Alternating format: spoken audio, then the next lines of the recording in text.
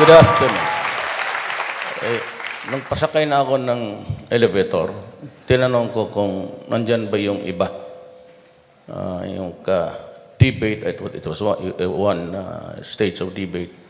Sinabi nila, kami lang daw ni Senator Cayetano. Sabi ko, umuwi na lang ako. Kasi baka sabihin ng mga tao, kami lang ang dalawa nag-surrender sa Lasal. So, anyway, let me be quick and precise. We live in a democracy, no doubt about it. We have regular elections, we have it all. Except that, is it a government of the people? Maybe. Is by the people? Yes. But is it for the people? Yan ang problema. That's the problem. There is so much trouble in this country. There is absolutely no peace for all of us here in all of the places in the Philippines.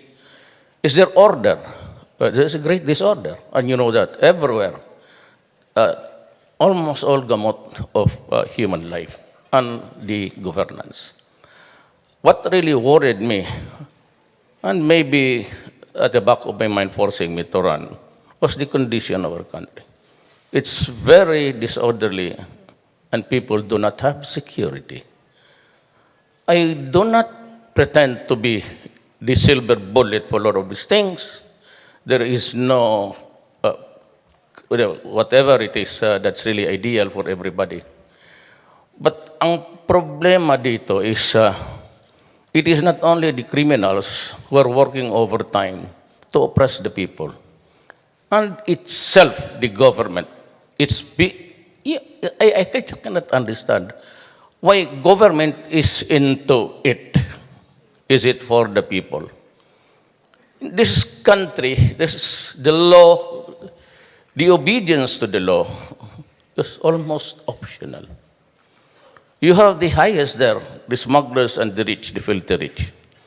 Well, of course, there are the clean rich, but there are those who are filthy with their hands soiled with so many things. And it runs into billions.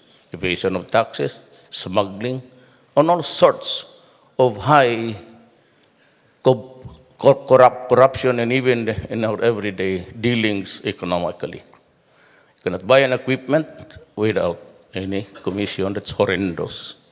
Almost all of our transactions, it's either TRO'd by the Supreme Court or by the courts because it's tainted with corruption.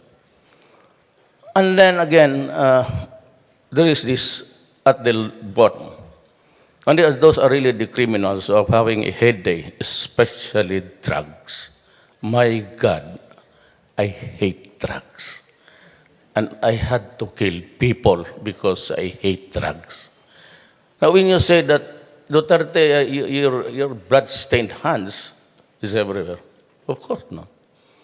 I do not execute people kneeling down with their hands tied at their back, if that is what you mean or what was meant by some as extrajudicial killing. It's always a confrontation. Believe me, I will dwell on it if I lose the time, pasensya na. Because always, the government is at the receiving end also for those few men who are brave to do their work. Alam mo yung mga drug lords and addicts, do not ever, maybe not all, but do not believe the uniform standard of the bleeding hearts that they were, the term is salvage, extrajudicially terminated. Of course not. It's always an armed confrontation. Kasi if you'd notice, and I'm sure you know an addict in this place, in this city, in this country, na lumalaban talaga because they are paranoid, hallucinated all the time, and they almost always invariably carry weapons, lethal weapons, to fight it out. Now, if I become president, there's no such thing as bloodless cleansing. I propose to get rid of the drugs within 3 to 6 months. And maybe I can do it. Or do I say that? Well, my exhibit is Davao City. It's very porous. There's no such thing as complete peace and order. But I said, we always try to suppress crime and drugs. The motherhood is yung droga na yan.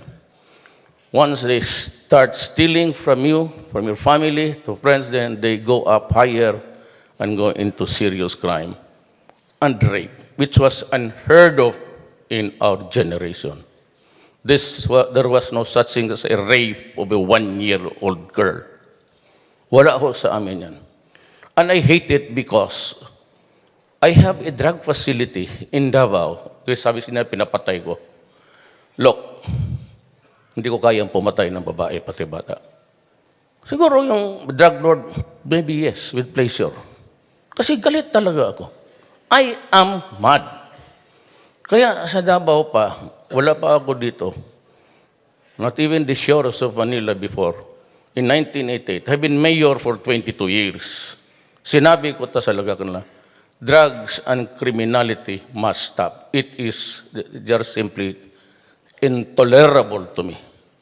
And I would do it even if it would, listen, cost me my life, my honor, and even my liberty. Wala akong gitna niyan. But it would always be in accordance with law.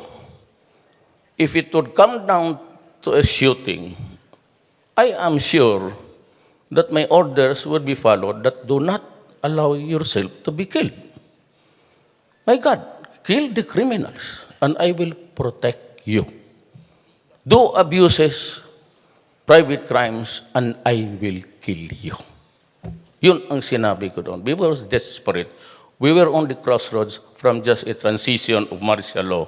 Then we were enjoying the full benefit of a democratic space. Ang problema doon sa amin noon, every time Dick and Harry would want to fight the communists were given firearms. So at the end of martial law, there are a lot of firearms in the hands of people who were not authorized to use them. So I had to worry about the remnants of the martial law lawlessness and with the new abundance of criminals. Kasi wala nang komunista, wala namang pinapatay. So they went into a rampage. And I said, I've been a prosecutor, I've been a trial fiscal for 10 years. Sabi ko, hindi ko talaga kaya yan. Hindi ko masikmura yan. So I started with, well, so much of that kidnappings and all, was able to come up with a relatively safe city. And if you've been to Davao, I can assure you, baski ngayon kayo pumunta ko, you can go about every nook and corner of Davao City and you are safe. Alam kasi ng mga kriminal na ang kapalit nila, pag nagloko sila, buhay nila. Wala akong, no excuses. I do not ask for any understanding. That's my drill. Now, dito naman sa gobyerno, we are oppressing. You can't just imagine. A 65-year-old woman living for Singapore, tinaniman ng bala. What if, kung nakalusot yon beyond the customs, and the old woman, the hapless woman, would arrive in Singapore and get caught with an explosive. Bullet is an exclusive to them. Ano nangyari kay sa Pilipino? That is pure oppression. Not even just a crime committed against it. Ang masama niyan, taga-gobyerno. And it is true here in Metro Manila.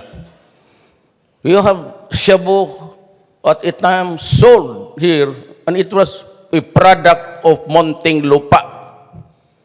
And nobody was minding it until now. And you have to compromise yourself with the prisoners, even just to clean the place. Look, pag ninyong gawain sa akin. And if you do not like my style, apat dyan. They are all competent, all good. So they claim. And I agree with them, with some but not all, because there are frauds in the lineup. If you cannot bear to see this republic, but I assure you, crime, drugs, corruption in government, give me, I do not ask for a term. I ask for 3 to 6 months and I will finish them. Walang excuse. I'm putting the severe limit because then I will be forced to act. Otherwise, after 6 months, mangangamoy ako. That is why I gave myself a very constricted, because I cannot hope and even develop Mindanao if we do not do away with violence. I have to have a nation building, separate criminality, drugs, and corruption from Mindanao. There is violence. This rampant. But I said, this is nation building. I have to talk to Maria Season. I have to talk to Murad, Normiswari, and everybody to come up with a peaceful Mindanao. I cannot hope to improve the economy of the island without law and order, because no investor of malalaki talang corporation will develop. And remember, this country is agricultural based. Most of the poor, 70% of the film, come from the agricultural sector. We have to improve the economy. We should start with the land. Kasi tayo, agricultural based ang Pilipinas. And Mindanao provides, by the grace of God, the relief, because wala kaming typhoon. It does not have the storm surges that kill people. But there are a surge of crime and violence because there is a revolution. The New People's Army are pinakamalakas ang Mindanao. And my time is up. Dali naman. Extend ito more. Kaya,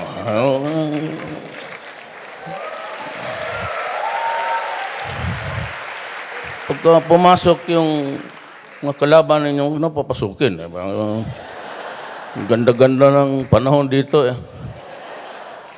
Kung gusto ninyo, magsampalan kami dito.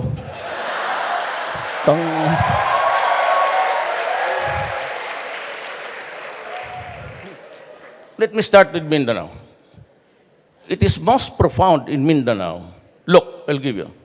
1521, Magellan landed in Leyte, island of Limasawa. Why he landed there, si Magellan? Because the guy was so horny. Traveling the Pacific Ocean for so many months, was looking for a woman. 5 yung asawa, kasi 5 ang asawa, dito tayo. Baka maka-extra pa ang ulol. It pieces me. He discovered the Philippines. What?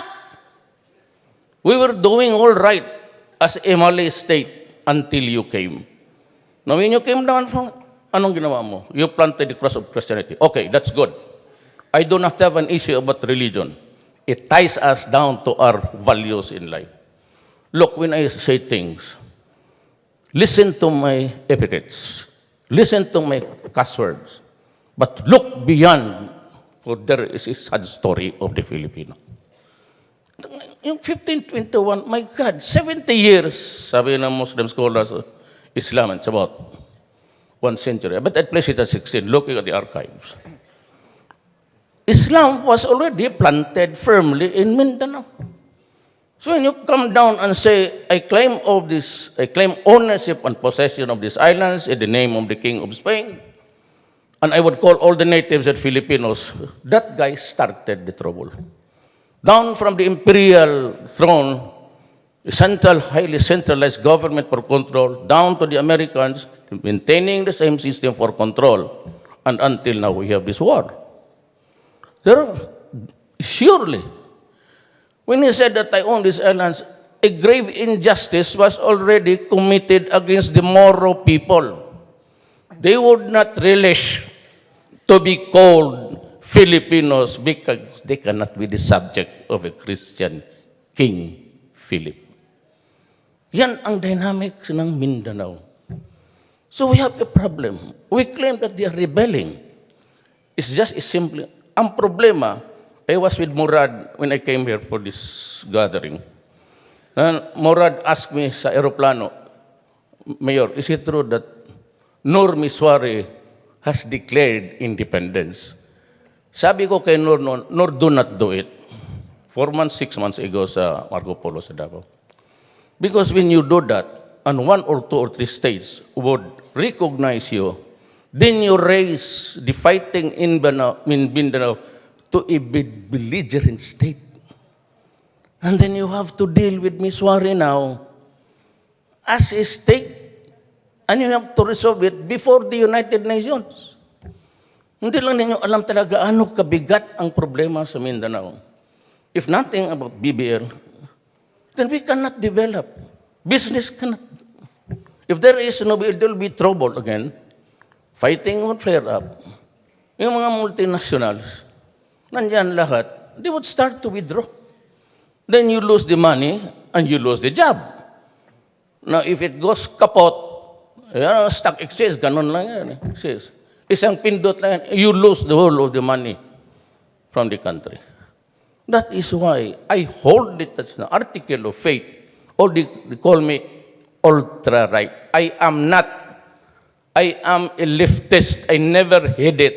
Ang partido ko bayan. Hindi ako sabihin ninyo na I just govern exactly what I see would fit into the system and be right all the time. Human rights accusation, what? Dilemma.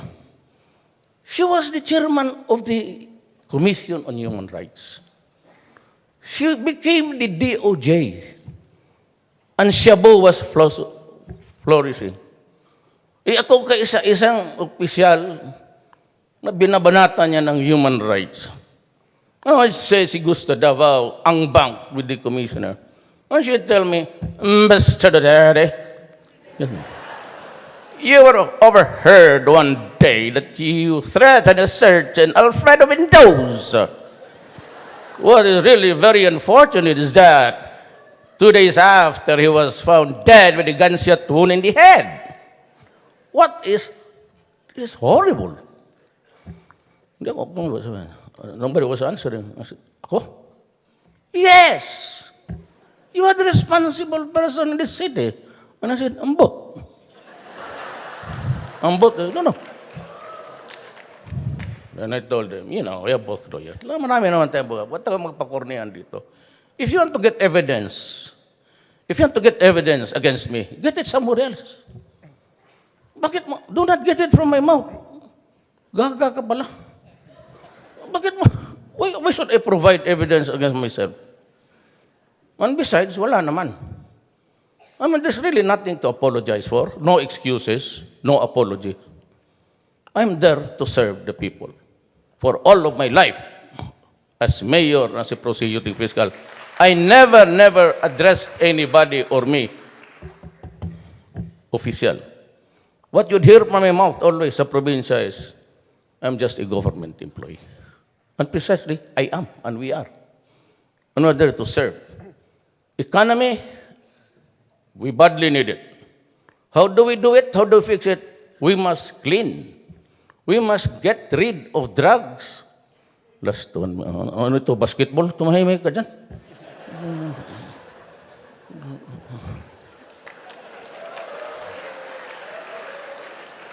Wala nang ang kalaman, pa last minute ka pa dyan. I'm good after 8 o'clock tonight. Really, I came prepared. Food, okay. Kusot-kusot lang, masaya.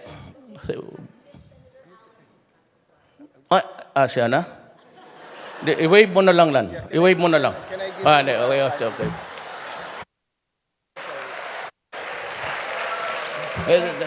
No. Maikli lang akin 1 year. Well, I said, dito lang. It's economy and law and order. Ang problema dito sa law and order is, I said, government is suppressing. Corruption must stop. I said, ang exhibit ko ngayon daw, if I could stop corruption, everybody behaves there. Wala kaming pulis na abusado.